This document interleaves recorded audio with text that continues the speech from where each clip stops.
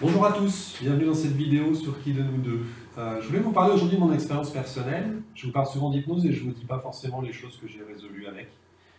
Et je pense que de mon expérience peut découler euh, une bonne présentation. Donc aujourd'hui, je vais vous expliquer un petit peu ce que j'ai fait. Je le ferai en deux vidéos. La première étant ce problème en fait, d'agoraphobie que j'avais.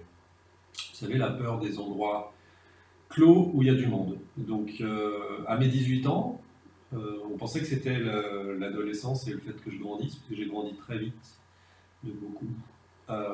Et on pensait que voilà, le changement comme ça du corps faisait que dans des lieux clos, tels que le cinéma, les magasins, le train, principalement le métro, hein, ma pire angoisse, je m'évanouissais carrément, je tombais dans les pommes. Donc il y a deux choses, c'est que c'est en général agréable pour personne, et en plus quand c'est à l'adolescence, au moment où on se construit, et ben c'est encore plus pénible parce que quand on se réveille et qu'on a tout le monde autour de soi, là vous voyez, je vous envoie des images comme ça qui vont un petit peu vous stresser, mais en tout cas vous faire comprendre ce que je pouvais ressentir, parce que maintenant ça ne me stresse plus du tout. Voilà, j'avais peur, donc j'évitais tout simplement. Éviter, c'est quelque chose que l'on fait dans la vie quand on a une peur, que ce soit la peur des animaux, la peur du vide, la peur de ce choses comme ça, on évite, hein, on évite souvent.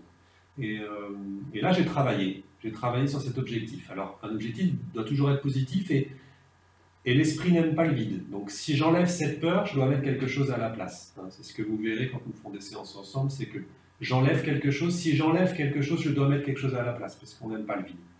Donc, ma volonté, c'était de me sentir bien, de respirer dans des moments comme ça. Et donc j'ai travaillé en séance d'hypnose. Donc c'est un hypno qui me l'a fait, avec la méthode Dolfino que j'apprends, qui est une méthode très agréable. Il n'y a pas de recherche dans le passé. On ne va pas chercher la raison, même si je sais les raisons que je n'évoquerai pas forcément ici, mais l'important pour moi n'était pas de comprendre. Ou en tout cas, une fois que j'avais compris, ce que je voulais, c'était aller dans l'action. C'était résoudre ce problème. C'est très important. Et du coup, comme moi je suis assez réactif, je suis même très très réactif, je pourrais dire qu'en une séance, ça a dû être résolu. Mais je ne suis pas persuadé, parce qu'on ne sait pas trop. Ce que je sais, c'est que j'ai travaillé et que l'exemple typique là, quand on a une peur comme ça, il faut se mettre dans l'exercice de cette peur. Donc ça a été simple, ça a été le métro.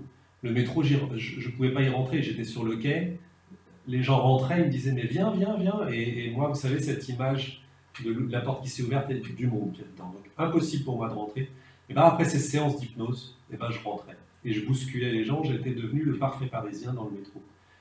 Voilà, un exemple de ce que peut faire l'hypnose. Et je vous invite à venir ici, dans mon cabinet, passer un moment agréable avec moi pour, si vous avez ce genre de soucis ou autre, venir ensemble le résoudre. Hein. Donc, appelez-moi. Vous avez toutes mes coordonnées sur le site et je vous souhaite une bonne soirée. Au revoir.